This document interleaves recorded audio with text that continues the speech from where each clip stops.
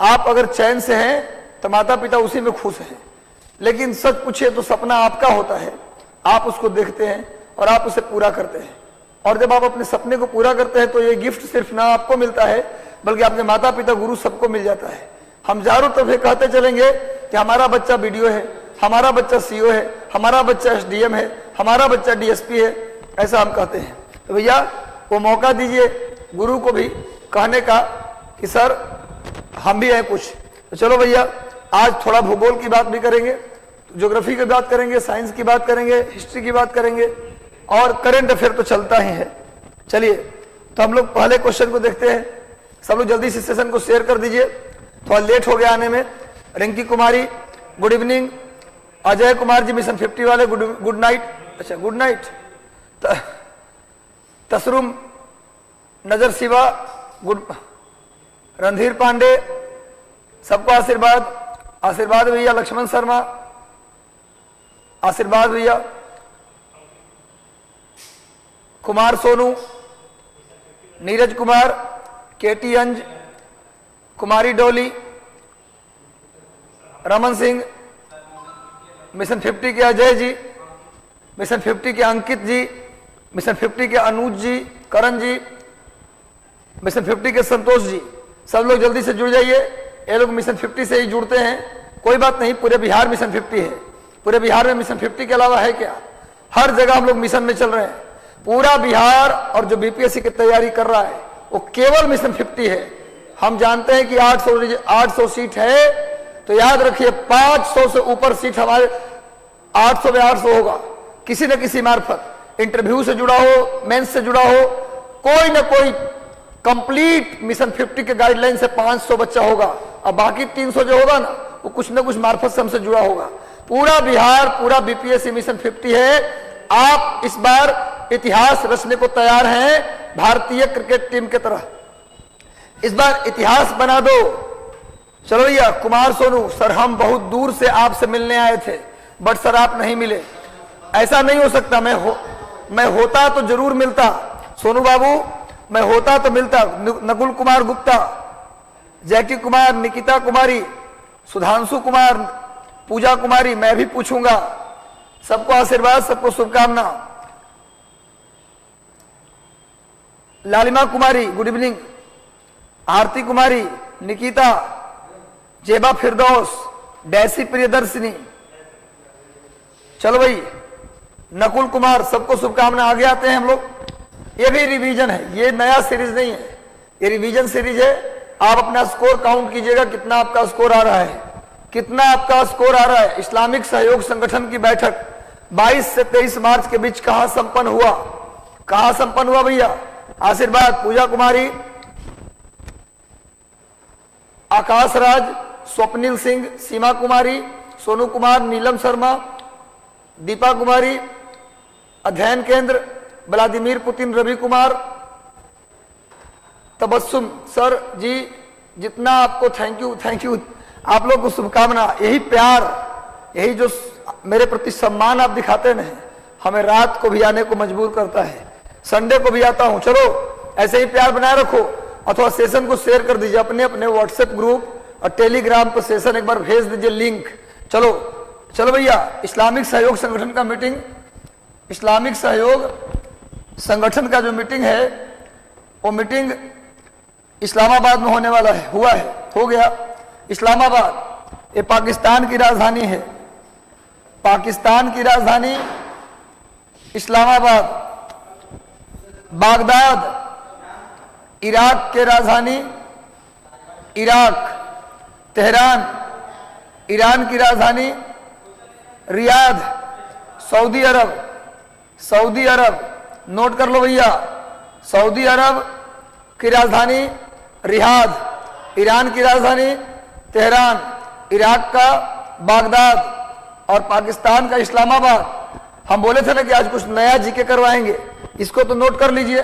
Iraq को Mesopotamia भी कहते हैं, मेसोपोटामिया। इराक को मेसोपोटामिया भी कहते हैं। ईरान को फारस या पर्सिया भी कहते हैं, फारस या पर्सिया भी कहते हैं, नोट कर लीजिए। ईरान को फारस या पर्सिया। करंट अफेयर का इंग्लिश मैगजीन कब तक आएगा? करंट अफेयर का स्वप्निल भाई हम लोग कोशिश में लगे हैं, पर कोई गारंटी अभी नहीं दे सकते। सर वीडियो बफरिंग कर रहा है। वीडियो बफरिंग तो नहीं कर रहा है, एक बार अपना चेक कर लीजिए अपना। सीमा कुमारी सर आज मैंने करंट अफेयर की बुक कलेक्ट कर ली, थैंक यू। चलिए शुभकामना आपको सीमा, भगवान करे जल्दी से आपका रिजल्ट हो जाए और आप मेंस की तैयारी में लग जाए दिलो जान से। चलो भैया, चलिए हेलो पुतिन ब्रो, बढ़िया है भाई। चलिए इस्लामिक सहयोग संगठन का बैठक कहाँ हुआ है? इस्लामाबाद में। इराक को बोलते हैं मेसोपोटामिया, ईरान को फारस। चलिए नेक्स्ट क्वेश्चन पे हम लोग आते हैं। अगला प्रश्न देखते हैं भैया। हाल ही में भारतीय भूमि पतन प्राधिकरण की स्थापना के कितने वर्ष पूरे हो गए? भूमि पतन प्राधिकरण के स्थापना के कितने साल पूरे हो गए? 2021 में कितना था? 2021 में इसका था कितना वर्ष? 9 वर्ष। तो भैया 2022 में कितना होगा? जल्दी बताइए। भारतीय भूमि पतन प्राधिकरण, वीरेंद्र शर्मा ढेर सारी शुभकामना भैया, निकल जाएगा इस बार सिलेक्शन होगा। करंट अफेयर छूटेगा नहीं, चिंता मत कीजिए। हम मिशन 50 का जो करंट की बुक आया है, हम सोच रहे हैं कि उसमें जितना करंट है ना उसको हम करवा दें यहीं पर, बस सामने प्रिंट लेकर के और आपको पूरा पढ़ पढ़ के हम करवा दें। बस आप लोग जुड़े रहिए। हाँ बिल्कुल कल मिल जाएगा। डैसी प्रियदर्शी सुधांशु जी कल करंट का बुक मिल जाएगा बिल्कुल। चलिए इसका सही उत्तर होगा 10 साल। जब 2021 में 9 साल कंप्लीट हुआ तो 2022 में कितने साल होगा जी? 10 साल। यानी भूमि पतन प्राधिकरण की स्थापना कब किया गया? 2012 में। भूमि पतन प्राधिकरण की स्थापना कब हुआ? 2012 में हुआ। और इसके स्थापना के 22 में कितने साल पूरे हो गए? 10 साल। आगे अपना स्कोर कैलकुलेट करते रहिएगा। सामने देखिए भूमि पतन प्राधिकरण की मैंने चर्चा की है। आगे आइए। अंतरराष्ट्रीय सूरज कुंड मेला 19 मार्च 2022 को प्रिंट करने का 280 रुपया मांग रहा है। तो भैया प्रवीण जी पटना में अगर आप इनकम टैक्स पहुंच जाए मिशन 50 तो फ्री में मिल जाएगा। अगर कुरियर भी करवाइएगा तो 200 से कम तो लगना नहीं है, टाइम लगेगा सो अलग।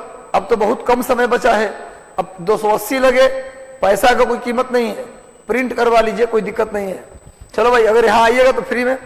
विपिन कुमार बिहार बजट और बिहार इकोनॉमिक सर्वे कराइए सर। अच्छा चलिए ये डिमांड आ रहा है, मैं इस पर काम करता हूँ। इकोनॉमिक सर्वे बिहार बजट के जितना MCQ है करवा देते हैं हम आपको 2-3 दिन में, सब करवाएंगे। 19 मार्च को कौन सा संस्करण, जल्दी बताइए, सूरजकुंड मेला का कौन सा संस्करण प्रारंभ हुआ?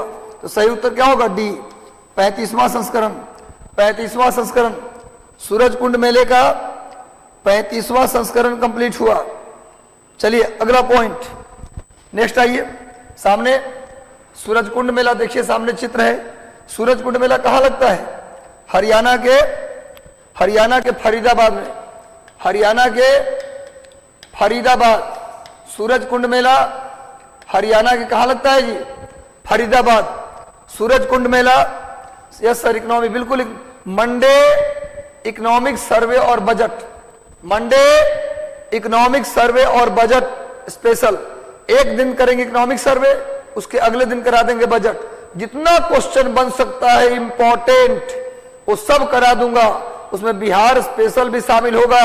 मंडे जुड़ना मत भूलो, सेशन को शेयर कर दो, आग लगानी है, छोड़ना मना है। चलो मेरे भाई अगला प्रश्न जल्दी से आ जाओ। नेक्स्ट, सोना मना है, अब 8 तारीख को इतिहास रचना है। एरिक गर्सेटी भारत में किस देश के राजदूत बने हैं? बीपीएससी को उखाड़ देना है, बिल्कुल मैं भी पूछूंगा। आपका नाम क्या है? रणधीर पांडे, केटी अंज, रोशनी कुमारी, शुभकामना। इस बार बिल्कुल 8 तारीख को वो दिन आपका होगा। लेकिन जो लोग इस 20 दिन में 25 दिन में अपने तरीके से मेहनत करेगा वो दिन उसका होगा। भैया बिल्कुल मेहनत करिए। एरिक गर्सेटी भारत में किस देश के राजदूत बने हैं? जल्दी बताइए, एरिक गर्सेटी किस देश के राजदूत बने हैं? जल्दी बताओ, किस देश के राजदूत बने हैं? रूस, फ्रांस, जर्मनी या अमेरिका? भारत में अमेरिका के राजदूत एरिक गर्सेटी भारत में अमेरिका के राजदूत बने हैं। एक ज्योग्राफी का मास्टर वीडियो बना दीजिए। बिल्कुल रणधीर जी, मैं कोशिश करूंगा कि जो मास्टर वीडियो तो नहीं हो पाएगा, क्योंकि हम मास्टर वीडियो बनाएंगे ना तो हमारा दूसरा अंदाज होता है, हम एक एक क्वेश्चन से हम 50 क्वेश्चन निकाल देंगे। प्रॉब्लम ये है, तो हम 30-30 करके हम कराएंगे, जिससे कि आपको ज्यादा से ज्यादा फायदा हो। मास्टर वीडियो बनाएंगे लेकिन वो टुकड़ों में होगा ताकि टाइम लगे। जैसे आप भी लगातार 5 घंटे लाइव रहेंगे तो आपको भी क्या होगा, तो मैं चाहता हूं कि छोटा छोटा वीडियो बना दे। ये आपका एरिक गर्सेटी हैं जो अमेरिका के भारत में राजदूत है। सर हिस्ट्री, पॉलिटी और ज्योग्राफी भी करवा दीजिए। तो हिस्ट्री तो हो रहा है ना भाई, आकाश जी, आशीष जी, हिस्ट्री तो हो ही रहा है, हिस्ट्री और साइंस तो हो रहा है। हिस्ट्री का सीरीज सुबह में 8 बजे आता है। चलिए नेक्स्ट आइए। हाल ही में किस पार्टी का राष्ट्रीय जनता दल में विलय हो गया? आरजेडी, राष्ट्रीय जनता दल में किस पार्टी का विलय हो गया? जल्दी बताइए, कौन सी party? Samajwadi party, Samajwadi Congress party, Hindustan Awam Morcha या लोकतांत्रिक जनता दल? किस पार्टी का विलय हो गया? नहीं हो रहा है अर्चना यादव। अच्छा, एक दो दिन गैप होता है लेकिन सर लाएंगे, हिस्ट्री का सीरीज आएगा, चिंता मत कीजिए। हिस्ट्री का सीरीज सर करवा रहे हैं, उसको फॉलो कीजिए। हाँ, कल मिल जाएगा करंट की बुक, आइएगा, मिल जाएगा सर, करंट का मिलेगा। सबकी कमेंट देख रहा हूं, यदि कोई समस्या हो तो बोलना। अब मैं आपके साथ हूं, इधर 25 दिन हम आपके साथ हैं पूरी ताकत से। कमेंट आपका पढ़ता हूं, वहां कमेंट में लिखो, जो पॉसिबल होगा मैं पूरा कर दूंगा। ये क्लास आपकी है, हमारी नहीं है। आप जुड़े रहिए, जो मांगिएगा मिलेगा, लेकिन परीक्षा पास करके दिखाना होगा। परीक्षा पास करना होगा, हमें आपसे सिर्फ परीक्षा में रिजल्ट चाहिए, कुछ नहीं चाहिए। रिजल्ट, रोल नंबर आपका उसमें दिखना चाहिए। रिजल्ट आएगा पीटी का, और हम जब उस दिन लाइव आए तो यहाँ रोल नंबर की बरसात होने लगे। हम रोल नंबर पढ़ नहीं पाए, इतना रोल नंबर आना चाहिए। अरे आप करेंगे, आपके चाहे बिना नहीं हो सकता, इसलिए गुरु जी को गिफ्ट देना है तो रोल नंबर का गिफ्ट दो यहाँ। और इस 20 दिन भुला जाओ कि तुम्हारा वजन कम हो रहा है भैया। इस 20 दिन में डेली 15 घंटा की पढ़ाई कर दो, जीवन बदल जाएगा तुम्हारा। सर करंट बुक मिलेगा है कि बीपीएससी के लिए हो जाएगा? बिल्कुल हो जाएगा बीपीएससी। सभी लोग शेयर कर दीजिए सेशन को। चलिए, राष्ट्रीय जनता दल में विलय हो गया लोकतांत्रिक जनता दल का। शरद यादव की पार्टी है। किसकी पार्टी है जी? लिख लीजिए, शरद यादव। इसके अध्यक्ष कौन थे? शरद यादव, ये इनकी पार्टी है। शरद यादव की पार्टी है भाई, शरद यादव की पार्टी है। ये राष्ट्रीय जनता दल में विलय करने ठीक ही किए, गलत नहीं किए। शरद यादव जी बिल्कुल गलत नहीं किए, क्योंकि अभी वर्तमान में अलग थलग थे। देखिए, यही शरद यादव हैं, यही श्री लालू प्रसाद यादव जी हैं। ये दोनों में मुलाकात हुई। अब तो लालू जी चले गए हैं जेल, लेकिन इनका विलय हो गया, ठीक है, अच्छा भी है। कहते हैं कि अकेला चना क्या कर लेगा, मिल के करें तो बड़ा सभाग फोड़ा जा सकता है।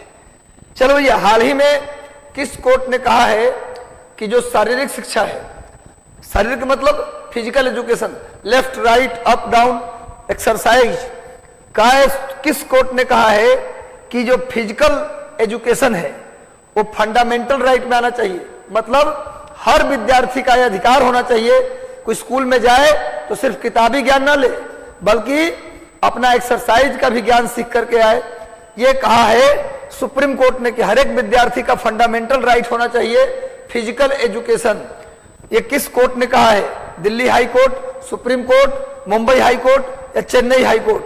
चलो भाई जल्दी बताओ, किस हाई कोर्ट ने कहा है कि शारीरिक शिक्षा यानी फिजिकल एजुकेशन, एक्सरसाइज को मौलिक अधिकार में शामिल कर लेना चाहिए? Delhi high court. सभी लोग उत्तर दीजिए, जितने लोग जुड़े हैं सब लोग। अगर कोई समस्या है तो लिखिए, हम आपकी समस्या पढ़ेंगे। अब एक एक व्यक्ति का करंट हम पढ़ेंगे, और हर व्यक्ति मेरे लिए इंपॉर्टेंट है।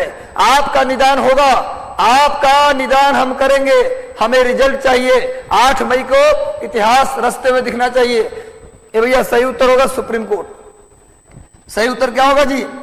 Supreme court. सुप्रीम कोर्ट ने कहा है कि भैया फंडामेंटल राइट में फिजिकल एजुकेशन को शामिल होना चाहिए। फंडामेंटल राइट में फिजिकल एजुकेशन को शामिल होना चाहिए। सुप्रीम कोर्ट के चीफ जस्टिस कौन है जी? भारत के वर्तमान में चीफ जस्टिस कौन है, जल्दी बताइए। भारत के, सर स्क्रीन फ्रेश नहीं दिख रहा, स्क्रीन दिख रहा है, थोड़ा और बड़ा कर लेता हूं, दिखाई देगा, देखिए दिखाई दे रहा होगा लगभग। चलिए, अभी सुप्रीम कोर्ट के चीफ जस्टिस कौन है जी? बिल्कुल एनवी रमन्ना। एनवी रमन्ना 48वें, ये नंबर याद करना जरूरी है। भारत के मुख्य सीजेआई कैवे नंबर के हैं? 48वें नंबर के, ये आपको याद होना चाहिए, एनवी रमन्ना। तो चलिए नेक्स्ट आते हैं। सुप्रीम कोर्ट ने फिजिकल एजुकेशन को कहा है कि फंडामेंटल राइट में शामिल कर लीजिए। अच्छा, सुप्रीम कोर्ट की स्थापना कब हुआ था? लिखिए 28 जनवरी 1950। सुप्रीम कोर्ट की स्थापना 28 जनवरी 1950 को हुआ था। सुप्रीम कोर्ट की स्थापना 28 जनवरी 1950 को हुआ था। चलो मेरे भाई आगे बढ़ते हैं, आगे बढ़ जाओ। हाल ही में श्रीलंका के वित्त मंत्री बेसिल राजपक्षे भारत की यात्रा के बाद भारत ने श्रीलंका को कितना, उसके वित्तीय संकट से उबरने के लिए कितने अरब डॉलर का आसान ऋण सहायता प्रदान किया है? श्रीलंका के वित्त मंत्री बेसिल राजपक्षे के भारत आगमन के बाद भारत कितने रुपए का मदद करने वाला है? जल्दी से सब लोग जुड़ जाइए, जल्दी से जुड़ जाओ मेरे भाई, और मेहनत करना है। 20 दिन में कुछ नहीं जाएगा, आपका कुछ नहीं बिगड़ेगा। अगर रिजल्ट नहीं आया तो पूरे साल बिगड़ता रहेगा। क्या आप चाहते हैं कि आपका पूरा साल बिगड़ता रहे? नहीं चाहते। अगर 20 दिन तकलीफ झेल के कोई हमको कहे कि पूरे साल आप शांति से रहिएगा, तो क्या दिक्कत है जी? 20 दिन तकलीफ झेलेंगे, और तकलीफ इसमें क्या है? हमको तो समझ में नहीं आ रहा है। पढ़िएगा तो नॉलेज किसको होगा? आपको। तो इसमें तकलीफ क्या है? कोई दूसरे का काम थोड़े ना कर रहे हैं। 15 दिन 15 घंटे सब मिला के 250 घंटे का टारगेट लीजिए। 250 घंटे हम पढ़ेंगे। 20 दिन में कोई डिगा नहीं सकता भैया, कुछ नहीं जाएगा, आपका कुछ नहीं जाता। चलो भैया, तो बेसिल राजपक्षे के आने के बाद कितने का सस्ता ऋण देने का वादा किया है भारत ने? जल्दी बताइए। इसका सही उत्तर क्या होगा जी? 1 अरब डॉलर। सही उत्तर क्या होगा? 1 अरब डॉलर। देखो, ऋण 2 प्रकार का होता है, समझिएगा बात। अब यहां आता है विषय। कर्जा 2 प्रकार का, एक आसान और एक कठोर। आसान का मतलब बहुत कम इंटरेस्ट पर ज्यादा समय के लिए कर्जा दें, किसी को बोलते हैं आसान ऋण। हिंदी में बोलते हैं आसान ऋण, और अंग्रेजी में बोलते हैं सॉफ्ट लोन। अंग्रेजी में क्या बोलते हैं जी? Soft loan. यदि ज्यादा इंटरेस्ट पर और कम समय के लिए पैसा दिया जाए तो उसको बोलते हैं हार्ड लोन, कठोर शर्तों पर। क्लियर है भाई? तो 2 तरह का लोन होता है, सॉफ्ट और हार्ड लोन। कम इंटरेस्ट ज्यादा समय के लिए तो सॉफ्ट लोन, ज्यादा इंटरेस्ट कम समय के लिए तो हार्ड लोन। ये सब याद रखिए। इकोनॉमिक्स का टर्म है। 1 अरब डॉलर का भारत मदद कर रहा है। देखिए, यही बेसिल राजपक्षे है। सारा पूरा परिवार, वित्त मंत्री भी उसी परिवार का, प्रधानमंत्री भी उसी परिवार का, एक ही परिवार के 10 गो मंत्री, प्रधानमंत्री अपने में बांट लिया है, तो स्थिति तो खराब होगा ही। परिवारवाद जिस राजनीति में आ गया, परिवार खत्म, देश भी खत्म। टैलेंटेड लोगों को मंत्री बनाइएगा जी, तो ये गलत है। चलिए, मोदी जी आए हैं तब से थोड़ा परिवारवाद पर अंकुश लगा है। भले ही महंगाई है, सब कुछ खराब है, एक बात तो सही है कि कम से कम परिवारवाद है यहां भी, ऐसा नहीं कि बिल्कुल जीरो है, लेकिन बाकियों की तुलना में कम है। चलिए आगे बढ़ते हैं भैया। सुप्रीम कोर्ट के न्यायाधीश एनवी रमन्ना की पीठ ने किस देश में प्रवासी मजदूरों की कानूनी मदद के लिए कानूनी सहायता केंद्र बनाने के लिए केंद्र सरकार को निर्देश दिया है? जल्दी बताइए, किस देश में जो प्रवासी मजदूर जाते हैं यहां से कमाने के लिए किसी और देश में, तो कौन से देश में मजदूरों को कानूनी सहायता के लिए क्या किया है? केंद्र खोलने का निर्देश दिया है सुप्रीम कोर्ट ने। इसको दिया है भैया केंद्र सरकार को।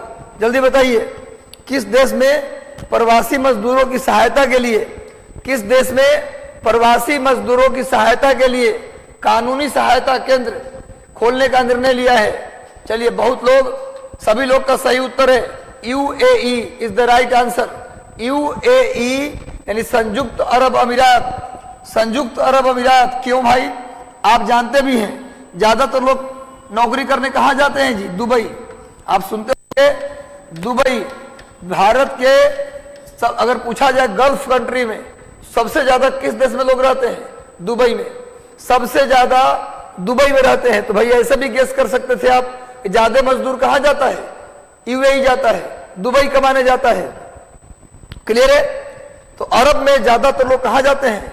संयुक्त अरब अमीरात। अब बात करें दुबई की तो वहां फ्यूचर म्यूजियम खोला गया है। भविष्य का म्यूजियम कहाँ खुला है जी? दुबई में। पूरे दुनिया का पहला पेपरलेस शहर कौन है जी? दुबई।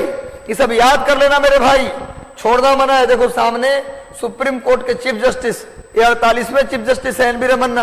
अब सर सिर्फ रिवीजन कराइए। नया कहाँ है? अब रिवीजन है। मंडे को खाली हमको करा देना है इकोनॉमिक सर्वे और बजट का सीरीज। 100 क्वेश्चन लेंगे इकोनॉमिक सर्वे पर और 100 बजट पर, बस बात खत्म। वहीं से क्वेश्चन आएगा, गारंटी दे रहा हूं। हम चुन के लाएंगे, चाहे जितना क्वेश्चन लाए, 50 लाए, 75 लाए, जितना ला देंगे इकोनॉमिक सर्वे में, इकोनॉमिक सर्वे से सवाल वहीं से आएगा। अब बजट में जो करवा देंगे सवाल वहीं से आएगा। 2 बार 3 बार सुन के जाना, लिख के देता हूं, सवाल वहीं से आएगा। बच्चा आग लगानी है, मेहनत करनी है और सही दिशा में। देखो मेहनत करने वाले सफल नहीं होते, सही दिशा में मेहनत करने वाले सफल होते हैं। अब मान लो पढ़ने से सफलता मिलेगी 15 घंटे, अब 15 घंटे आप गीता पढ़ने बैठ जाइए, सिलेक्शन हो जाएगा। मेहनत से सफलता कौन कर दिया मिलेगा?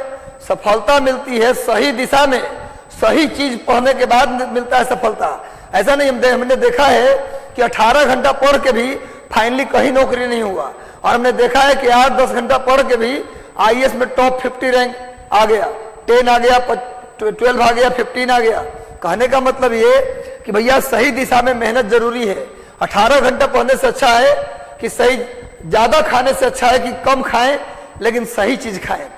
छोला भटूरा और पिज्जा और बर्गर खा के लीवर खराब करने से अच्छा है कि दाल चावल ही खाएं लेकिन सही चीज खाएं। चलो भैया, हाल ही में माता वैष्णो देवी श्राइन बोर्ड को पुनर्गठित करते हुए कितने सदस्यों की नियुक्ति की गई है?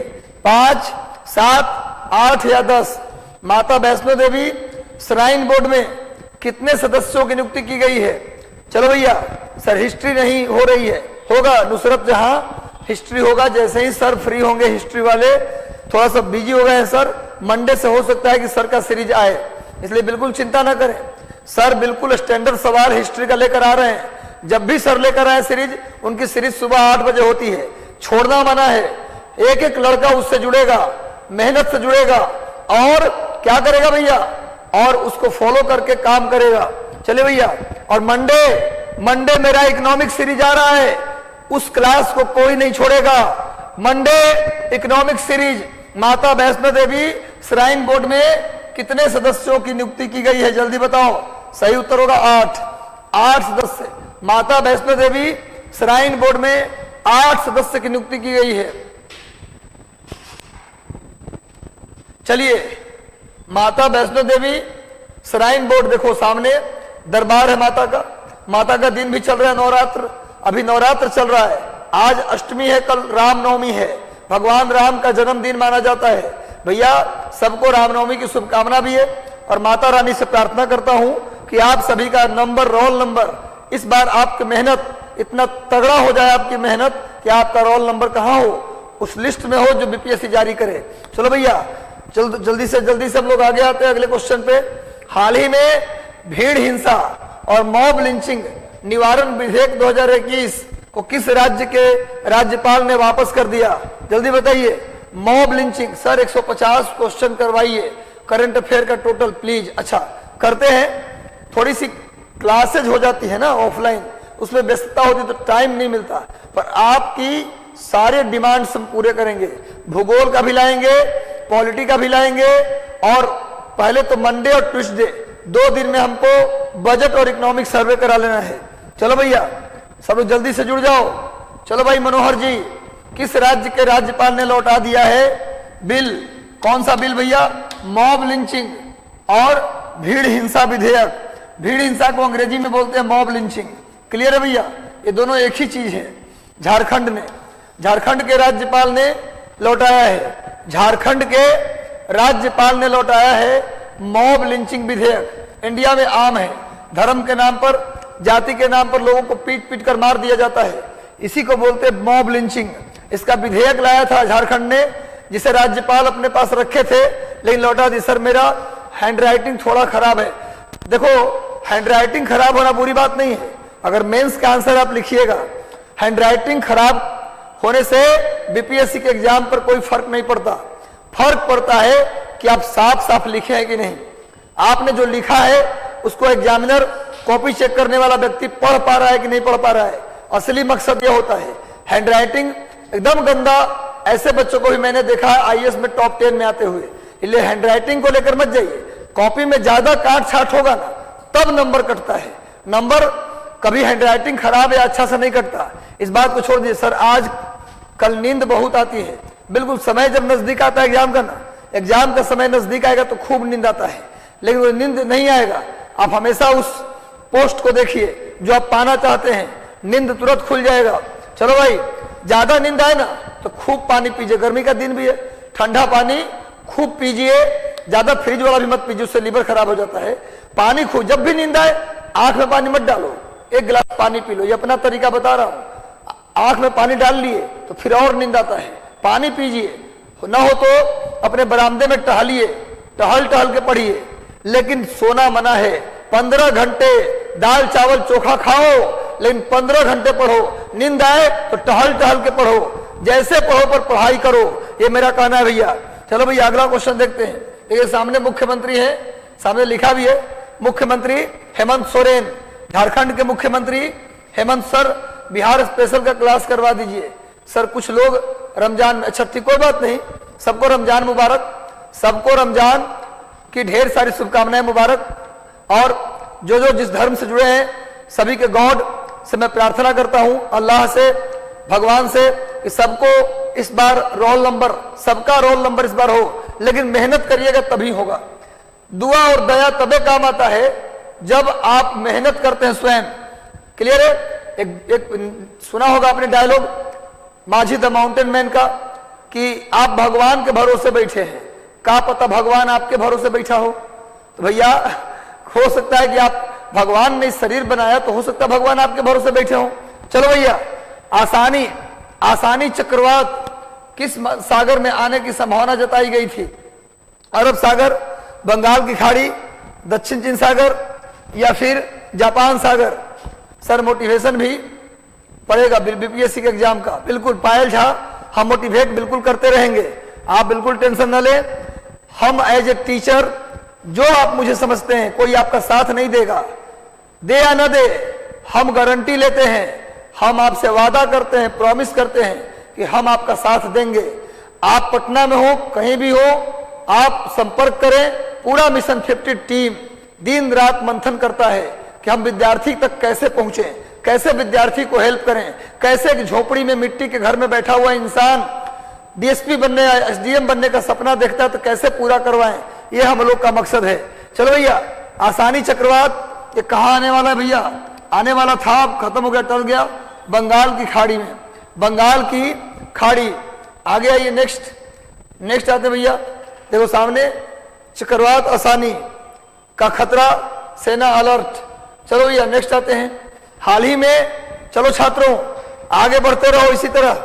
सर करंट का बुक आपके चलिए मिल जाएगा जहां से भी आप चाहते हैं। हाल में अमेरिका के केंद्रीय बैंक फेडरल रिजर्व में ब्याज दर में कितने प्रतिशत बढ़ोतरी को मंजूर किया है? फेडरल रिजर्व ने बहुत दिनों बाद पहली बार अपने ब्याज दर को कितने प्रतिशत बढ़ोतरी, अपने ब्याज दर में फेडरल रिजर्व कितने प्रतिशत की बढ़ोतरी करेगा? जल्दी बताइए। फेडरल रिजर्व भारत का बैंकों का हेड कौन है जी? Reserve bank of India, RBI. उसी तरह अमेरिका के सारे बैंकों को गवर्न कौन करता है? Federal reserve. जैसे भारत में आरबीआई है ना, वैसी अमेरिका में फेडरल रिजर्व है। याद रखिएगा। आरबीआई भारत में क्या जारी करती है? Monetary policy. और मॉनेटरी पॉलिसी का मतलब क्या होता है? ब्याज दर में बढ़ोतरी या घटोतरी, इसी को बोलते हैं मॉनेटरी पॉलिसी। तो ब्याज दर भारत में जारी करती है आरबीआई और अमेरिका में मौद्रिक नीति मॉनेटरी पॉलिसी जारी करती है फेडरल रिजर्व। तो फेडरल रिजर्व ने ब्याज दर को कितने प्रतिशत बढ़ाने का निर्णय लिया है? तो सही उत्तर होगा 0.25%। 0.25% फेडरल रिजर्व ने ब्याज दर को, जैसे भारत में आरबीआई है वैसे ही अमेरिका में फेडरल रिजर्व है। चलो भैया आगे बढ़ते हैं हम लोग। नेक्स्ट,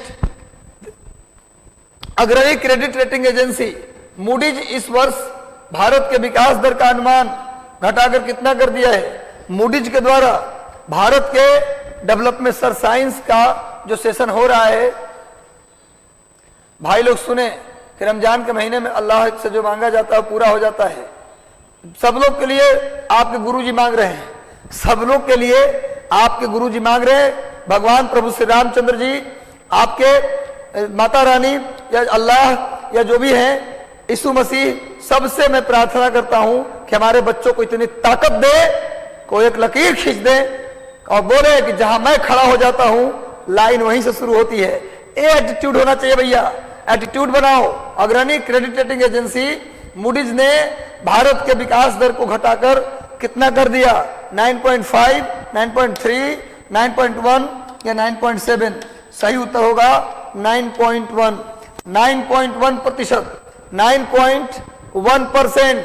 चलो मेरे भाई ऐसे ही जवाब देते रहो, टेंशन मत लो। आपके गुरुजी सबके बदले प्रार्थना कर रहे हैं, बस आप पढ़ो पढ़ो पढ़ो, नींद आए तो चल के पढ़ो, दौड़ कर पढ़ो, लेकिन पढ़ो भैया, पढ़ना पड़ेगा। 20 दिन में कुछ नहीं होना, इतिहास रच दो। ग्लोबल मैक्रो आउटलुक किस संस्था के द्वारा जारी किया जाता है? ग्लोबल मैक्रो आउटलुक किस संस्था के द्वारा जारी किया जाता है? जल्दी बताइए। विश्व बैंक, अंतरराष्ट्रीय मुद्रा कोष, विश्व व्यापार संगठन, क्रेडिट रेटिंग एजेंसी? जल्दी बताइए। मूडीज किसके द्वारा जारी किया जाता है? मैक्रो रिपोर्ट किसके द्वारा जारी किया जाता है?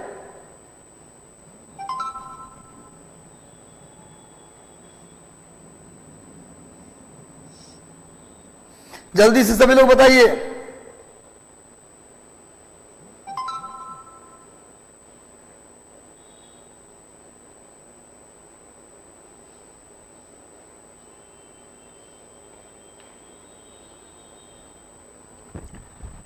चलो भाई, सही उत्तर क्या होगा? Credit rating agency Moody's. Credit rating agency Moody's, credit rating agency Moody's द्वारा जारी किया जाता है। नेक्स्ट आइए, चालू वित्त वर्ष में प्रत्यक्ष कर संग्रह में कितने प्रतिशत की वृद्धि दर्ज की गई? चालू वित्त वर्ष में प्रत्यक्ष कर संग्रह, डायरेक्ट टैक्स कलेक्शन, कितने प्रतिशत की वृद्धि दर्ज की गई? 20%, 28%, 45% या 48%? जल्दी बताइए। इस साल कितने प्रतिशत ज्यादा डायरेक्ट टैक्स का कलेक्शन हुआ है? जल्दी बताइए, कितना प्रतिशत ज्यादा डायरेक्ट टैक्स का कलेक्शन हुआ है? सब लोग जल्दी से बता दो। चलो भाई, सही उत्तर क्या होगा? 48%। इस बार टैक्स कलेक्शन में कितना वृद्धि हुआ है? 48%। टैक्स कलेक्शन में इस बार 48% की वृद्धि दर्ज की गई है। चलिए मेरे भाई आगे बढ़ते हैं, आगे आ जाओ। 4 स्टार जनरल एहसान सलीम हयात पर गैर कानूनी क्रूड ऑयल कारोबार के आरोप में जांच के आदेश दिए गए हैं। ये किस देश के 4 स्टार जनरल हैं? एहसान सलीम हयात खान। कहां के चोर होंगे ये? कहां के चोर होंगे बताओ? है तो सेना के जनरल, लेकिन क्रूड ऑयल में इन पर है भैया आरोप कि भैया ये चोरी किए हैं। किस देश के जनरल हैं जिन पर जांच करवाया जा रहा है? क्रूड ऑयल, कच्चा तेल में घोटाला की जांच करवाया जा रहा है। ये पाकिस्तान के 4 स्टार जनरल हैं। पाकिस्तान के 4 स्टार जनरल एहसान सलीम हयात गैर कानूनी तरीके से क्रूड ऑयल के कारोबार में इन पर जांच करवाया जा रहा है। ये पाकिस्तान के 4 स्टार जनरल हैं। देखो सामने सलीम हयात खान साहब हैं जिन पर ये आरोप है। आगे बढ़ते मेरे बच्चों, पहली बार फटाफट मैराथन सीरीज, फटाफट देखते हैं क्या होता है। जल्दी जल्दी आप लोग आंसर कीजिए। पहली बार भारतीय कारोबारी ने पाकिस्तान के रास्ते मध्य एशिया के किस देश को चीनी सहित अन्य सामग्री भेजी है? पाकिस्तान के रास्ते मिडिल एशिया में कौन से देश में भारत ने चीनी भेजा है, शुगर भेजा है? जल्दी बताओ। अब मिडिल एशिया का मतलब जानते हो ना? मध्य एशिया में मैंने बताया है पाकिस्तान, अफगानिस्तान और हिंदुस्तान को छोड़कर ये तीन को देश को हटा दीजिए। और सारे तान और एक जान, सारे तान बेगम जान नहीं, अजरबैजान। सारे तान मतलब उज्बेकिस्तान, कजाकिस्तान, तुर्कमेनिस्तान, तजाकिस्तान और किर्गिस्तान और अजरबैजान, ये सब किसमें आते हैं? सारे तान मिडिल एशिया। आज के बाद भूलना मत, सारा तान मिडिल एशिया। तो यह मध्य एशिया को भेजा है चीनी। मध्य एशिया के किस देश को भेजा है? सही उत्तर होगा उज्बेकिस्तान। उज्बेकिस्तान की राजधानी ताशकंद। उज्बेकिस्तान की राजधानी जी ताशकंद, नोट कर लीजिए। ताशकंद समझौता। लाल बहादुर शास्त्री का निधन कहां हुआ था? लाल बहादुर शास्त्री का निधन कहां हुआ था मेरे भाई? ताशकंद में ही हुआ था। लिख लीजिए, लाल बहादुर शास्त्री, जिन्होंने कहा जय जवान जय किसान। क्वेश्चन आता है कि जय जवान जय किसान किसने कहा? लाल बहादुर शास्त्री। और जय जवान जय किसान जय विज्ञान ये किसने कहा? अटल बिहारी वाजपेयी। और सबका साथ सबका विकास और सबका विश्वास श्री नरेंद्र मोदी, यशस्वी प्रधानमंत्री। चलो भैया, तो भैया ताशकंद में लाल बहादुर शास्त्री का निधन हो गया था। चलिए आगे बढ़ते हैं हम लोग। नेक्स्ट आगे बढ़ो, जितना नॉलेज लो। देखो सामने ये उज्बेकिस्तान, एक चीज और देख लो बच्चा, सामने मैप तुम देख रहे हो ना, इसमें एक चीज देखो, उज्बेकिस्तान के ऊपर में कौन चीज है? उज्बेकिस्तान के अगर ऊपर देखोगे तो कजाकिस्तान है, दिखाई दे रहा है? उज्बेकिस्तान नीचे है, कजाकिस्तान ऊपर है। अब बीच में तुम लोग देख रहे हो एक झील है, बीच में एक झील दिखाई दे रहा है। उज्बेकिस्तान और कजाकिस्तान के बॉर्डर पर एक झील दिखाई दे रहा है आप लोगों को? ऐसे मत बोलिए मोदी जी लुटेरा है। चलिए, देश के प्रधानमंत्री हैं, हम लोग को सम्मान करना चाहिए। पूजा हो रहा है गुरु मां, कौन सी लिख रहे हैं? चलिए चलिए मेरे भाई, ये झील है, ये झील है, इसका नाम है अरल सागर। क्या नाम है जी? अरल सागर। नोट कर लीजिए, क्वेश्चन आता है अरल सागर किस देश की सीमा पर है? कजाकिस्तान उज्बेकिस्तान के सीमा पर। जय जवान जय किसान, बिल्कुल सही। प्रियंका, सबनम सबा, सुधांशु कुमार, अमृता कुमारी, प्रियंका कुमारी, सुशील कुमार, ओपी जैमर, नुसरत जहां, रविकांत प्रसाद। निकालना है इस बार, जिसका जिसका नाम, सबका नाम मैं ले रहा हूं, किसी का नाम नहीं छोड़ रहा। और मैं प्रार्थना कर रहा हूं भैया सबका पीटी इस बार हो। मेंस में हम लोग कुछ स्पेशल करेंगे और ऐसा करेंगे कि टॉप 50 टॉप 100 सिर्फ मिशन में रहे और बाकी देखा जाएगा। अंतिम 2-4 को छोड़ देंगे किसी और के लिए। चलो आइए, हो सकता है आप चाहें तो। Priyanka Kumari, yes sir. 150 question वाला भी करेंगे, टेंशन मत लो, कर लेंगे। मैंने देख लिया, संज्ञान में मेरा है। आगे आइए, कैरोलिना बिलावस्का, मिस वर्ल्ड 2021 का ताज अपने नाम कर लिया। इस साल मिस वर्ल्ड कौन बनी है जी? Carolina Bielawska. वो किस देश की हैं? यूक्रेन, जर्मनी, पोलैंड या फ्रांस? यूक्रेन, जर्मनी, पोलैंड या फ्रांस? किस देश की कैरोलिना बिलावस्का किस देश की है भैया? कैरोलिना बिलावस्का इस बार की मिस वर्ल्ड है। अब मिस यूनिवर्स कौन है? कौन है भैया मिस यूनिवर्स? मिस यूनिवर्स कौन है? जल्दी बताओ। हरनाज संधू। Miss universe Harnaaz Sandhu. हरनाज संधू ये इंडियन है। अब मिस वर्ल्ड कैरोलिना बिलावस्का ये पोलैंड की रहने वाली है। कहां की रहने वाली है भैया? पोलैंड। पोलैंड की रहने वाली है। और भारत ने अपना यूक्रेन से दूतावास कहां स्थापित किया है? पोलैंड में। यह भी याद कर लेना, भारत ने टेम्पोररी रूप से, अस्थायी रूप से अपना दूतावास कहां शिफ्ट किया है? ये शिफ्ट किया है पोलैंड में, याद रखिएगा। और भारत के मिस यूनिवर्स कौन है भैया? इस साल भारत के मिस यूनिवर्स कौन बनी है? हरनाज संधू। भारत की पहली मिस यूनिवर्स सुष्मिता सेन। भारत की पहली मिस वर्ल्ड रीता फारिया, कुमारी रीता फारिया। भारत की पहली मिस वर्ल्ड, भारत की पहली मिस यूनिवर्स सुष्मिता सेन। वर्तमान में मिस यूनिवर्स वो भी भारत की हैं, हरराज संधू। और मिस वर्ल्ड कहाँ की है? यह पोलैंड की कैरोलिना बिलावस्का। ये सारी बातों को याद रखना है। देखो सामने जो मिस वर्ल्ड बनी है, विश्व सुंदरी बनी है कैरोलिना बिलावस्का, उनका चित्र मैंने लिया है, आप देख सकते हैं। यह है पोलैंड की रहने वाली। चलो भैया नेक्स्ट आओ। इस वर्ष मिस वर्ल्ड प्रतियोगिता का कौन सा संस्करण था? 17वां, 78वां, 75वां या 80वां? इस बार मिस वर्ल्ड प्रतियोगिता का कौन सा संस्करण था? सर मैं कहा गया? जैकी कुमार जी कहीं नहीं, यहीं पर सब लोग हैं। प्रवीण कुमार, शशि कुमार, अभिलाषा यादव, सपना चौहान। चलिए भाई जल्दी से सब लोग जुड़िए और सबको सेशन एक बार शेयर कर दीजिए। जितने भी लोग आपके संपर्क में हैं सबको एक बार सेशन शेयर कर दीजिए। Share share share share share group में, सारे ग्रुप में कर दो, ताकि एक बार में 5000, 7000, 10000, 20000 लोग देखें इस सीरीज को। चलो भैया, मिस वर्ल्ड प्रतियोगिता का ये 70वां 70 संस्करण है। 70वां संस्करण नोट कर लीजिए। आगे आइए मेरे भाई, आगे देखो सामने ये मिस वर्ल्ड प्रतियोगिता जो था उसका चित्र मैंने लिया है। आगे आओ, नेक्स्ट आ जाओ। इस वर्ष मिस वर्ल्ड प्रतियोगिता कब आयोजित की गई थी? नहीं कब नहीं, कहाँ होगा यहाँ पर? कब के जगह पे, कब के जगह पे यहाँ पर कहाँ कर दीजिए। मिस वर्ल्ड प्रतियोगिता इस बार कहाँ आयोजित की गई थी? कहाँ आयोजित की गई थी? जल्दी बताइए।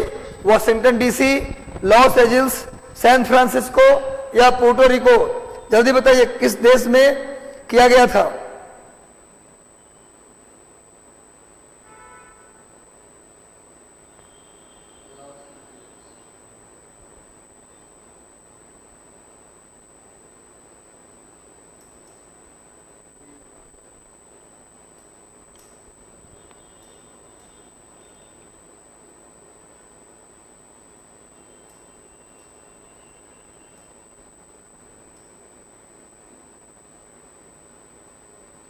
चलो जल्दी जल्दी, सही उत्तर क्या होगा? Puerto Rico. सही उत्तर होगा पोर्टो रिको में। इस बार मिस वर्ल्ड प्रतियोगिता का आयोजन कहाँ किया गया? Puerto Rico. आगे आ जाओ भाई जल्दी से। नेक्स्ट देखो सामने पोर्टो रिको में जो मिस वर्ल्ड प्रतियोगिता हुआ उसका मैंने चित्र लिया है, देख लो। पोर्टो रिको मिस वर्ल्ड प्रतियोगिता का चित्र आप देख सकते हैं। चलो भाई बहुत बढ़िया, आप लोग मेरे डायमंड हो। एक एक विद्यार्थी मेरा मोती है, मोती गिरना नहीं चाहिए, मोती इस बार बिखरना नहीं चाहिए, रिजल्ट में सामने होना चाहिए।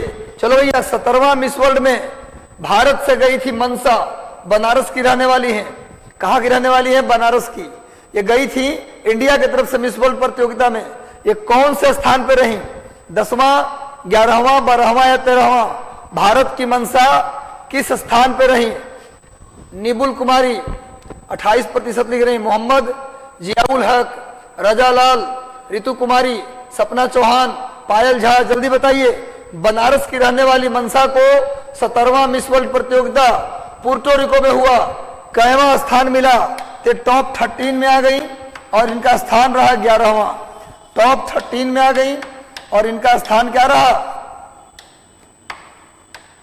इनका स्थान रहा 11वां। नोट कर लीजिए, भारत की मनसा को, बनारस की मनसा को 11वां स्थान मिला। देखो सामने ये भारत की मनसा है जो गई थी मिस वर्ल्ड प्रतियोगिता के लिए। इनका दुनिया में 11वें नंबर के सुंदरी में इनका स्थान रहा। भूलना मना है भैया। आगे बढ़ते हैं। हाल ही में खराब मौसम के कारण किस देश का अल सलावी जहाज फारस की खाड़ी में डूब गया? कौन से देश का अल सलावी जहाज किस देश का था जो फारस में यानी गल्फ ऑफ फर्सिया में डूब गया?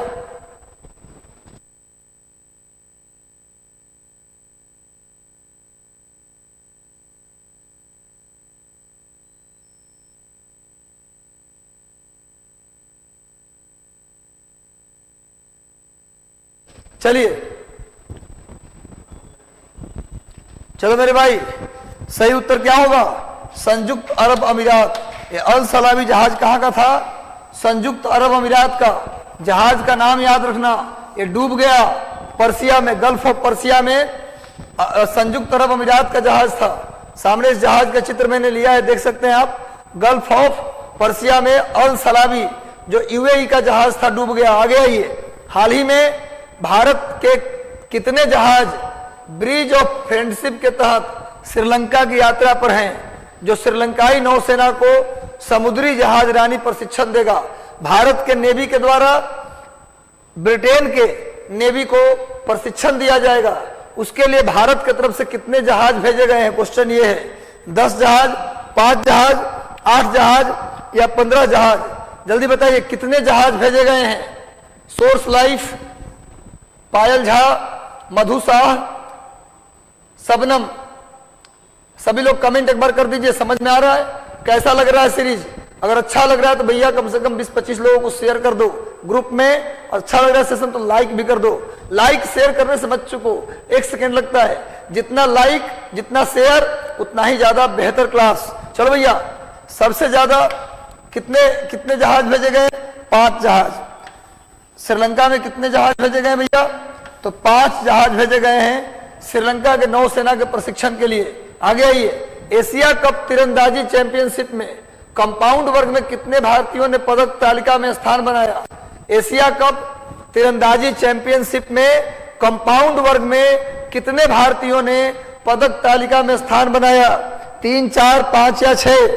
3, 4, 5 या 6? जल्दी बताइए कितने भारतीयों ने पदक तालिका में अपना स्थान बनाया?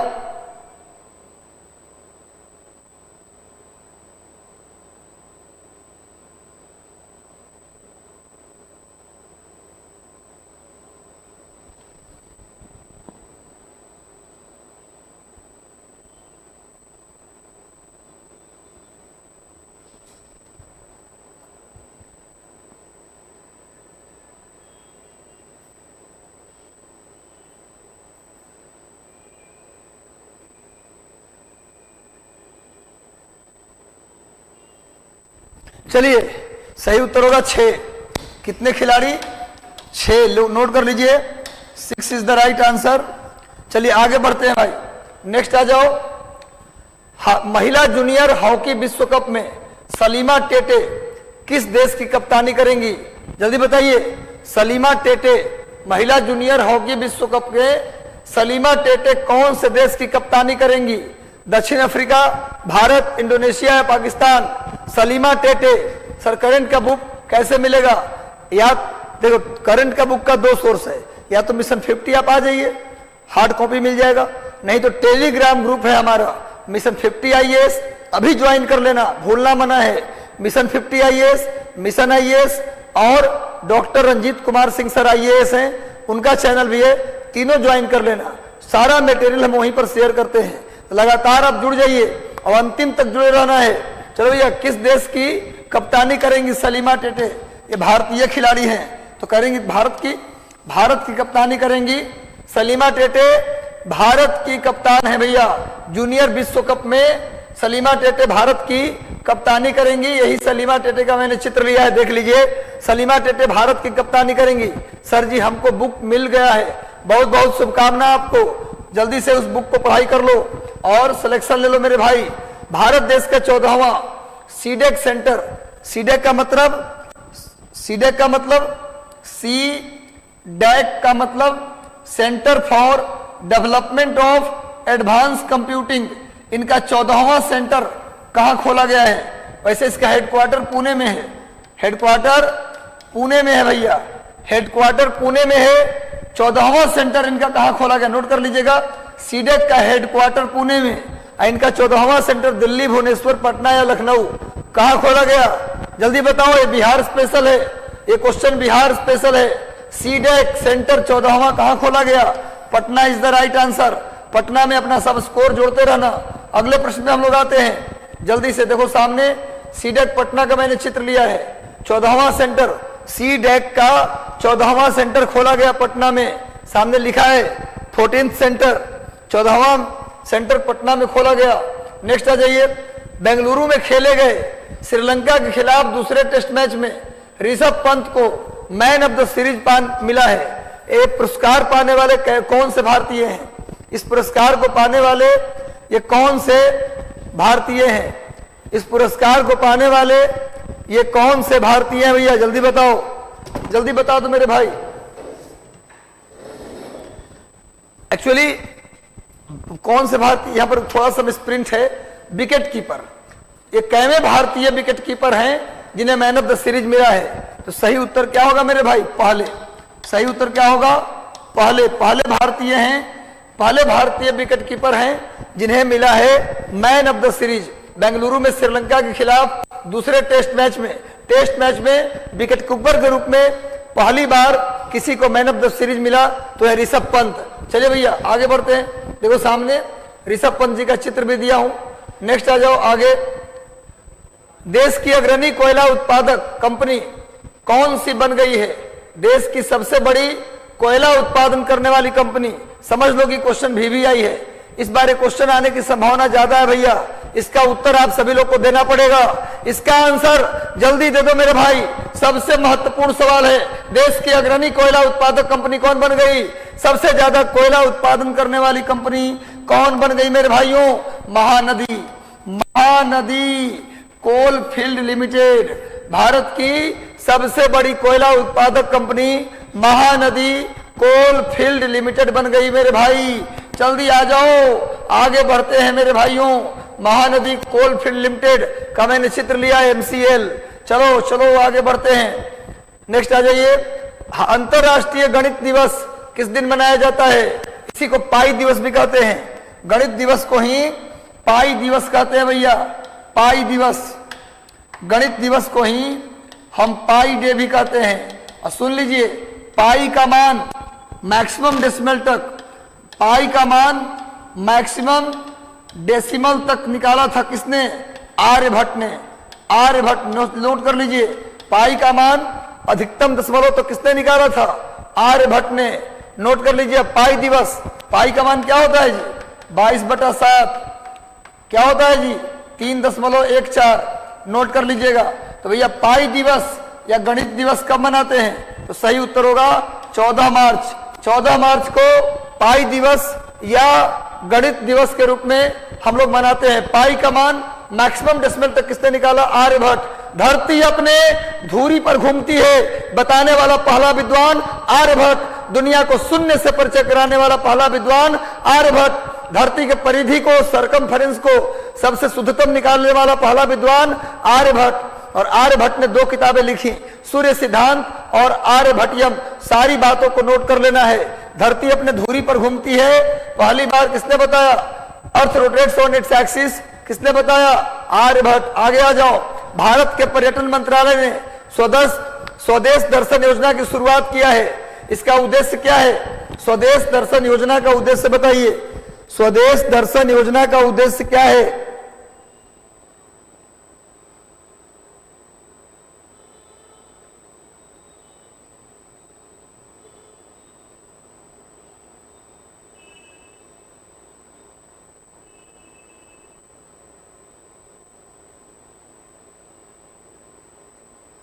जल्दी बताइए।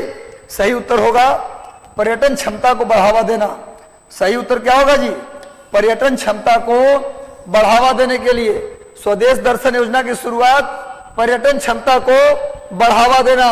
चलिए आगे बढ़ते हैं जल्दी से। इस मैराथन सीरीज में देखता हूं किसको कितना मार्क्स आता है। स्वदेश दर्शन योजना के तहत कितने सर्किट को शामिल किया गया है? और सर्किट समझते हो क्या होता है? कितना सर्किट को शामिल किया गया स्वदेश दर्शन में? सर्किट का मतलब धर्म के अनुसार, भारत में धर्म के अनुसार सर्किट बनाया गया है। Sikh circuit, Hindu circuit, Ramayan circuit, Jain circuit, Bauddh circuit. इसमें मान लो बौद्ध सर्किट है, उसमें बौद्ध धर्म से जुड़ा जितनी भी प्लेस है उसको शामिल कर लिया। जैन सर्किट में जैन धर्म से जुड़ा हुआ सर्किट को ले लिया। सिख में गुरु गोविंद सिंह, गुरु नानक से ले गुरु गोविंद सिंह से जुड़ा हुआ जो प्लेस उसको ले लिया। रामायण सर्किट में भगवान राम जहां जहां गए उसको ले लिया। ऐसे इंडिया में टोटल 15 सर्किट हैं जिसे स्वदेश दर्शन में शामिल किया गया है। इंडिया में कुल 15 सर्किट हैं जिसे स्वदेश दर्शन में शामिल किया गया है। याद कर लेना, भारत में जितने भी सर्किट हैं उनमें से 15 सर्किट को शामिल किया गया है स्वदेश दर्शन में। और स्वदेश दर्शन का उद्देश्य क्या है? देखो सामने ये स्वदेश दर्शन का जो सर्किट है, देखो मैंने बताया ना, इस्लामिक सर्किट, पारसी, ये यहूदी सर्किट, जितना भी है, रामायण सर्किट, सिख सर्किट, सबको शामिल किया गया है स्वदेश दर्शन में। देखो नीचे स्वदेश दर्शन लिखा भी है। आगे आते हैं। भारत में जनसंख्या महापंजीयक द्वारा जारी आंकड़े के अनुसार भारत में मातृत्व मृत्यु दर 10 अंकों की गिरावट के साथ कितना हो गया? भाई बताओ, मातृत्व मृत्यु दर में 10 अंक की गिरावट हुई है। प्रति 1000 बच्चे को जन्म देने वाली महिलाओं में कितने लोगों की मौत होती है? तो भारत में कितना हो गया? मातृत्व मृत्यु दर वर्तमान में 10 अंक गिर के कितना हो गया? 104, 101, 103 या 105? जल्दी बताइए। भारत में मातृत्व मृत्यु दर भूल रहे हो तुम लोग? कुछ लोग गलती उत्तर दे रहे हैं। बी नहीं, बिल्कुल सी होगा। सी इज द राइट आंसर। 103, पहले 113 था, पहले 113 था, 113 था, अब हो गया है 103 मेरे भाई, 103। मातृत्व मृत्यु दर मतलब ही नहीं कि कोई महिला जाके सुसाइड कर ली तो उसको वहां काउंट करेंगे, नहीं।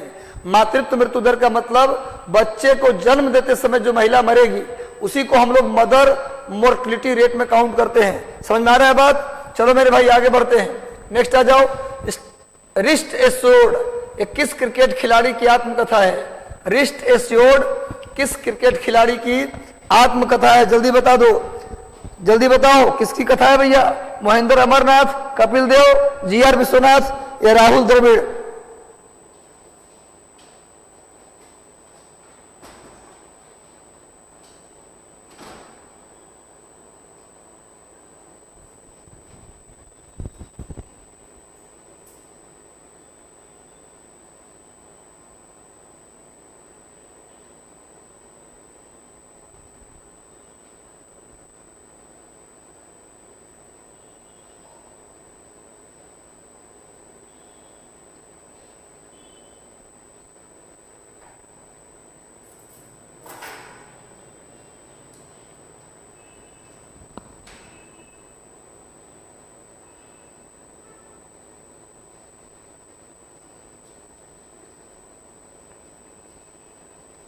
चलिए जल्दी बताइए, सही उत्तर क्या होगा? जीआर विश्वनाथ। भूलना मना है भैया, GR Viswanath, GR Viswanath. Wrist assured किताब किसकी है?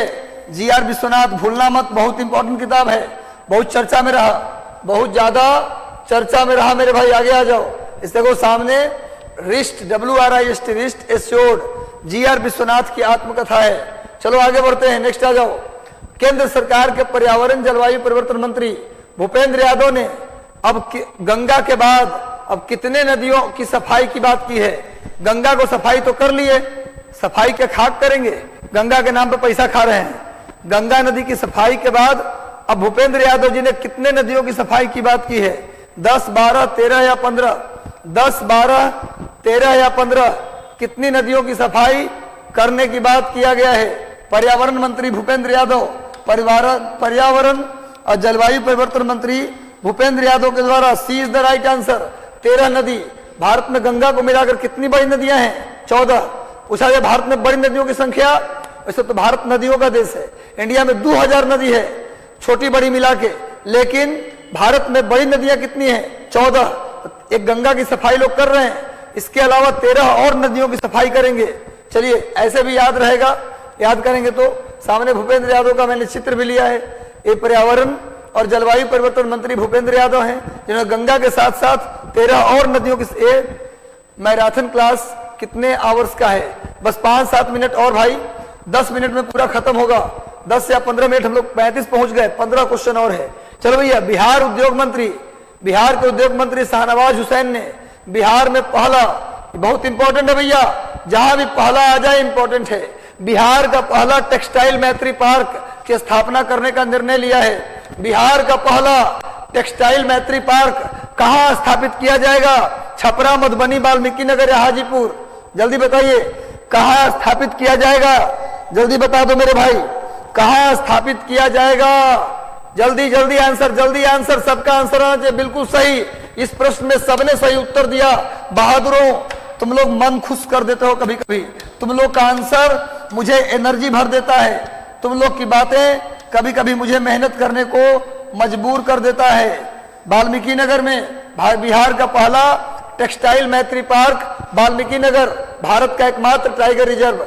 वाल्मीकि नगर भारत का नहीं, सॉरी, बिहार का एकमात्र टाइगर रिजर्व वाल्मीकि नगर कहां पड़ता है जी? तो पश्चिमी चंपारण में बेतिया वाल्मीकि नगर, बेतिया में ब से वाल्मीकि, ब से बेतिया, पश्चिमी चंपारण। बिहार का क्षेत्रफल के हिसाब से सबसे बड़ा जिला बेतिया, पश्चिमी चंपारण को ही बेतिया कहते हैं। सबसे बड़ा जिला क्षेत्रफल में बेतिया, जनसंख्या में पटना, और वाल्मीकि नगर टाइगर रिजर्व बिहार का एकमात्र टाइगर रिजर्व, और बिहार का पहला टेक्सटाइल मैत्री पार्क वाल्मीकि नगर। भूलना मना है भैया। अब पहला ये देखो सामने शाहनवाज हुसैन बिहार के उद्योग मंत्री हैं। पहला रैबिज मुक्त होने वाला राज्य तो होगा गोवा। यूनिफॉर्म सिविल कोड लागू करने वाला पहला राज्य गोवा। उसके बाद अल्कोहल म्यूजियम स्थापित करने वाला पहला राज्य गोवा। और कौन सा राज्य है जहां यूनिफॉर्म सिविल कोड लागू होने वाला है? ये होगा उत्तराखंड। चलो भैया आगे बढ़ते हैं, नेक्स्ट आ जाओ। भारत के कच्चे तेल की खपत के मामले में दुनिया में कौन सा स्थान है? कच्चा तेल, क्रूड ऑयल के यूज में भारत का कौन सा स्थान है? पहला, चौथा, तीसरा या दूसरा? क्रूड ऑयल के यूज में भारत का कौन सा स्थान है?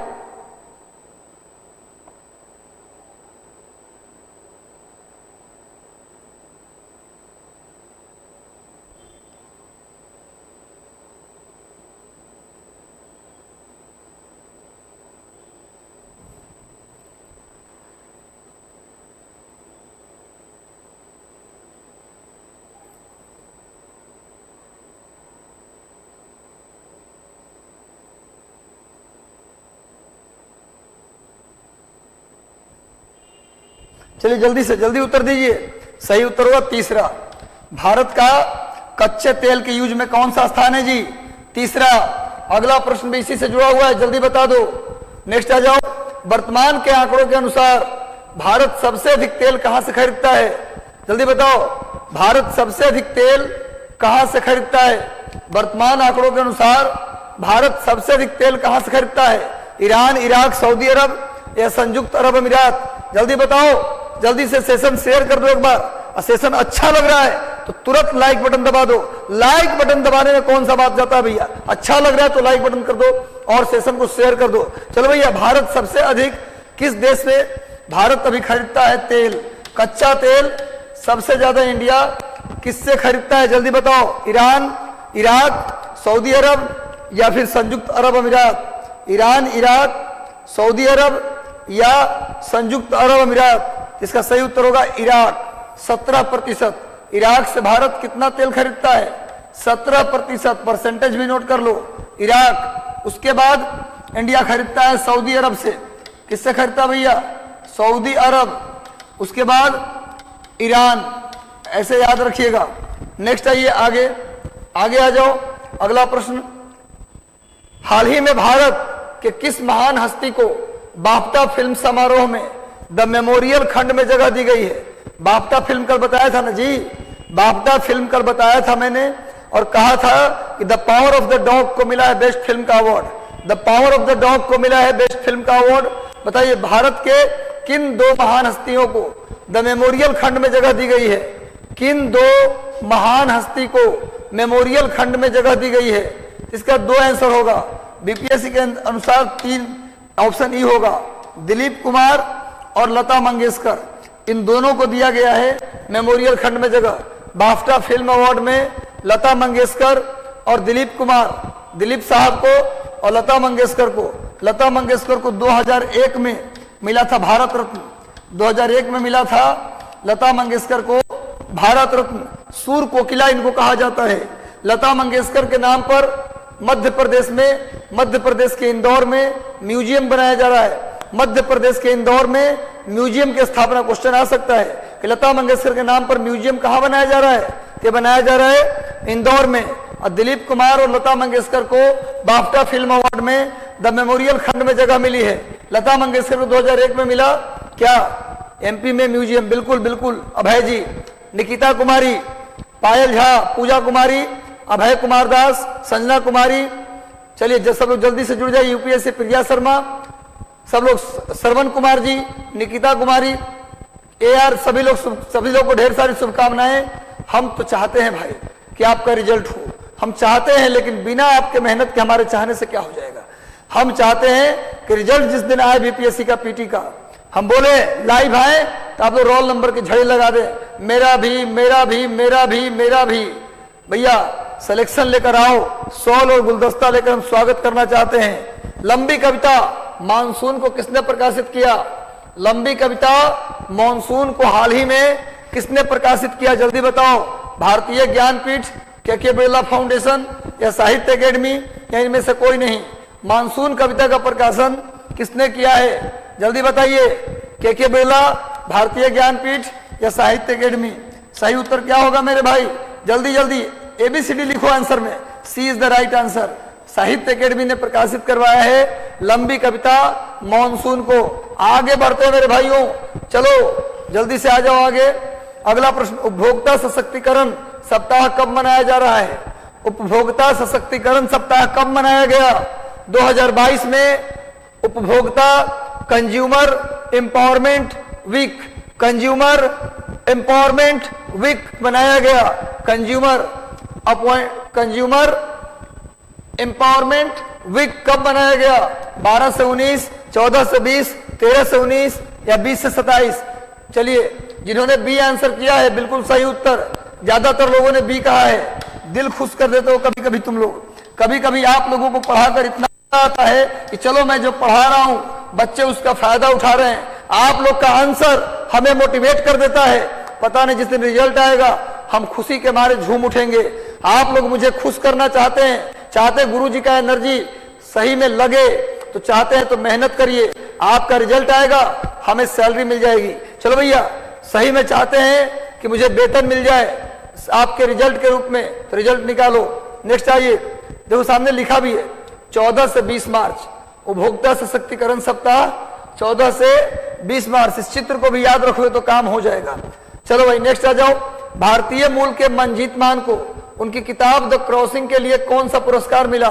भारतीय मूल के मंजीत मान को गुड इवनिंग सुप्रिया कुमारी स्वीटी, गुड इवनिंग। अभय कुमार दास, उनको तो आपका स्टाइल टीचिंग, बिल्कुल अभय जी, आप लोगों को शुभकामना। सब आप लोगों का जब जवाब सुनता हूं, जब आप लोग जुड़ते हैं हमसे, रियल मानिए कि हमारी एनर्जी का सोर्स आप हैं। आपसे ही मुझे ईंधन मिलता है, एनर्जी मिलती है। जिस दिन आप पेपर बेहतर करके आ जाएंगे हमारी एनर्जी 5 गुनी बढ़ने वाली है ना? तो चलो भैया, मंजीत मान को उनकी किताब द क्रॉसिंग के लिए कौन सा पुरस्कार दिया गया? तो सही उत्तर होगा UK children book award. UK children book award, C is the right answer. UK children book award. किताब का नाम है द क्रॉसिंग, राइटर का नाम मंजीत मान। ये भी पूछा जा सकता है कि द क्रॉसिंग किसकी पुस्तक है? तो मंजीत मान की पुस्तक है। इसको भी ध्यान रखना जरूरी है भैया। आगे आ जाओ नेक्स्ट। चलो आप लोग टेलीग्राम चैनल जुड़ जाइएगा। ये मंजीत मान है जिनकी किताब मैंने लिया है। आप टेलीग्राम जो चैनल है मिशन 50 IAS का, मिशन IAS का और doctor Ranjit Kumar Singh sir IAS है उनका, तीनों चैनल आप जुड़ जाइए, सारा इंफॉर्मेशन वहां मिलेगा। इन 20 दिनों में पूरा मिशन 50 रात दिन आपके लिए आने वाला है। बस चैनल से जुड़े रहिए और लगातार मेहनत करते रहिए, रिवीजन करिए। अब अपना समय 60% रिवीजन को दीजिए, 40% नया को दीजिए। हम पहले राय देते थे आपको कि अंतिम 2 दिन रखिए हफ्ते में रिवीजन के लिए, पर नहीं, अब राय है कि डेली 60% रिवीजन, 40% नया। जितना करोगे रिवीजन उतना ही ठीक है। भारत की पहली रैपिड रेल किसके बीच चलेगी? दिल्ली से आगरा, दिल्ली से मेरठ, दिल्ली से वाराणसी या दिल्ली से मथुरा? जल्दी बताइए भैया, जल्दी बता दो। भारत की पहली रैपिड रेल किसके बीच चलेगी? जहां भी लग जाए पहला समझ लो इंपॉर्टेंट है। भारत की पहली रैपिड रेल किसके बीच चलेगी भैया? जल्दी बताओ। सही उत्तर है दिल्ली से मेरठ। दिल्ली से मेरठ के बीच रैपिड रेल चलेगी भैया। आगे बढ़ जाओ नेक्स्ट। सामने इस रैपिड रेल का मैंने चित्र भी लिया है। दिल्ली से मेरठ के बीच भारत की पहली रैपिड रेल चलेगी। सामने इस चित्र को देखिए ताकि ध्यान रहे। दिल्ली से मेरठ। आगे आ जाओ। फिल्म निर्माता स्टीव मैकक्विन रॉयल नाइटहुड सम्मान दिया गया है। यह किस देश के फिल्म निर्माता हैं? स्टीव मैकक्विन किस देश के फिल्म मेकर हैं? फिल्म मेकर किस देश के फिल्म मेकर हैं? स्टीव मैकविन, जिन्हें नाइटहुड की उपाधि दी गई है। नाइटहुड की उपाधि पाने वाले स्टीव मैकविन किस देश के फिल्म मेकर हैं भैया? सही उत्तर होगा यूके। बिल्कुल सही, जिन्होंने यूके बताया है सही उत्तर है यूके, मतलब यूनाइटेड किंगडम यानी ब्रिटेन। ब्रिटेन के रहने वाले स्टीव मैकविन को नाइटहुड की सम्मान मिला है। सामने देखिए स्टीव मैकविन, देखिए फिल्म मेकर स्टीव मैकविन है जिन्हें नाइटहुड की उपाधि दी गई है। नाइटहुड। चलिए, वैसे रविंद्रनाथ टैगोर को भी मिला हुआ था। जलियांवाला बाग कांड के बाद उन्होंने क्या कर दिया था? लौटा दिया था। रविंद्रनाथ टैगोर ने जलियांवाला बाग कांड के बाद नाइटहुड की उपाधि लौटा दी, और महात्मा गांधी ने कैसरे हिंद की उपाधि लौटा दी। महात्मा गांधी ने कैसरे हिंद, पूछा जाता है जलियांवाला बाग कांड के बाद महात्मा गांधी ने कौन सी उपाधि लौटाई? कैसरे हिंद। और रविंद्रनाथ टैगोर ने नाइटहुड, और सी शंकरन नायर ने गवर्नर के एग्जीक्यूटिव काउंसिल से रिजाइन कर दिया था। ये क्वेश्चन आता है, गवर्नर के एग्जीक्यूटिव काउंसिल से जलियांवाला बाग कांड के बाद किसने रिजाइन किया? तो कौन किया भैया, बताइए? सी शंकरन नायर। सी शंकरन नायर, नोट कर लीजिएगा। थोड़ा इतिहास भी आप लोगों को बताता चलता हूं। क्या कमेंट है? ल्यूइस हैमिल्टन को भी मिला है नाइटहुड की उपाधि। बिल्कुल कैफिर जी, रिमझिम सिंह, बिल्कुल सही। कैफिर जी, सर करंट अफेयर लेटेस्ट है या रिवीजन? रिवीजन करा रहा हूं भी, हल्का फुल्का लेटेस्ट है, ज्यादातर रिवीजन है। चलिए, हाल ही में किस देश ने फैसला किया है कि उसके सभी स्कूलों में योग की शिक्षा दी जाएगी? कौन से देश में कहा गया है कि उसके सभी स्कूलों में योग की शिक्षा दी जाएगी? जल्दी बताइए। इंडोनेशिया, सऊदी अरब, संयुक्त अरब अमीरात या मलेशिया? किस देश में अभी योगा से सर्कल आप मिलिएगा? बिल्कुल मिलेंगे सुधांशु जी, आइएगा, बिल्कुल हम यहीं रहेंगे। हाल ही में किस देश ने फैसला लिया है कि अपने सभी स्कूलों में योग की शिक्षा देगा? ऐसे भी ये गेस आंसर है सऊदी अरब। अब इस समय योग से ज्यादा प्रभावित है सऊदी अरब। चलिए भैया नेक्स्ट, महिलाओं को राइट भी सऊदी अरब दे रहा है। आगे, हाल ही में आजादी के अमृत महोत्सव को चिन्हित करने के लिए, आजादी के अमृत महोत्सव को चिन्हित करने के लिए किस देश में महात्मा गांधी के ग्रीन ट्रायंगल का उद्घाटन किया गया है? महात्मा गांधी के ग्रीन ट्रायंगल का उद्घाटन किस देश में किया गया? जल्दी बताइए। आजादी के अमृत महोत्सव के रूप में महात्मा गांधी के ग्रीन ट्रायंगल का उद्घाटन, जल्दी जल्दी उत्तर दीजिए।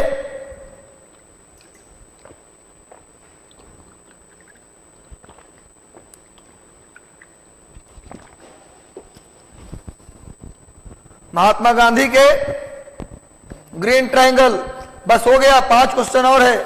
मेडागास्कर, मेडागास्कर, मेडागास्कर हिंद महासागर का द्वीप है। मेडागास्कर विश्व का 5वां सबसे बड़ा, नोट कर लो, मेडागास्कर विश्व का 5वां सबसे बड़ा द्वीप है।